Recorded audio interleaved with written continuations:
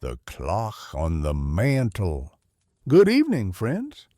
Come close to the fire, where the flames whisper of days we hold dear. Hear the soft crackle, like the ticking of an old clock counting the past? Tonight, I'll share Margaret's story, a woman who found a clock, not just a machine, but an echo of her youth, her family, and time she nearly missed. Margaret was 63. She returned to her hometown in Ohio to clear out her father's house after his passing. The house sat on a hill, old, with a sagging porch and a garden overrun with clover. Inside, it smelled of wood smoke, coffee, and her childhood, scent she'd long forgotten. Margaret hadn't been here in 35 years.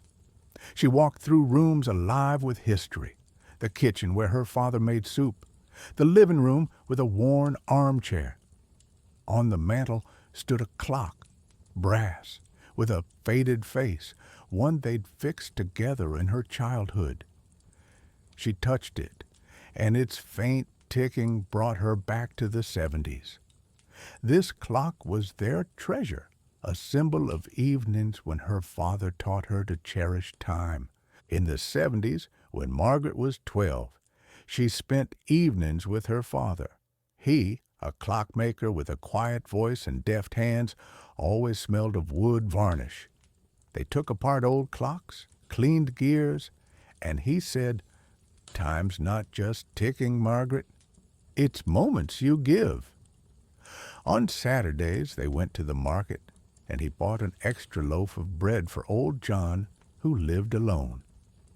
"Do good while you have time," he taught. Margaret remembered his smile when a clock ticked again. But one day, she nearly turned from his lessons. In the summer of 1977, caught up with school friends, she refused to help with the clock. "I don't have time, it's boring," she snapped and ran off. Her father didn't argue, but fixed the mechanism alone. When she returned, she saw his tired eyes and stayed silent.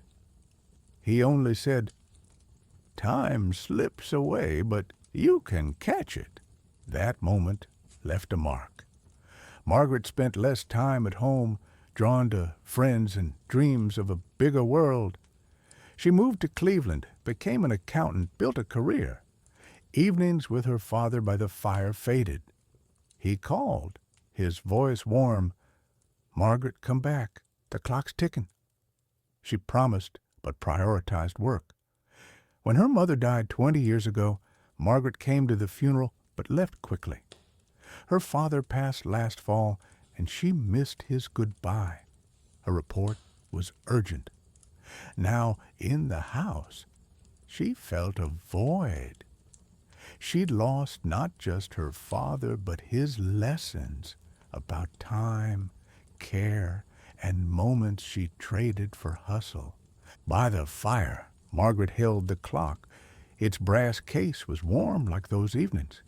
She wound it, and the ticking filled the silence. She was 12 again. She saw her father, his varnish-scented hands, their laughter as gears clicked into place. But behind that was her regret. She'd forgotten him for her career. In a desk drawer, she found a box. Inside were her childhood letters, her father's postcards, and a note written before his death. "Margaret, you were my time," he wrote. "The clock reminded me of you, live while it ticks." Beside it was a photo. Margaret and her father by the fire with the clock. Margaret cried, but the tears were bright. She realized her father always waited, even when she was silent, and his lessons still kept her path. Margaret didn't sell the house. She fixed the porch, set the clock on the mantel, and every Saturday wound it, remembering her dad. She started bringing bread to an elderly neighbor like her father and helped fix her fence. Margaret wrote a letter to her dad full of words she hadn't said. You taught me to value time. It went into the box beside the photo. Her thanks. Time passes, but we can share it. What moment will you give today? Thank you for joining us by the fire. Subscribe for more stories that bring us home.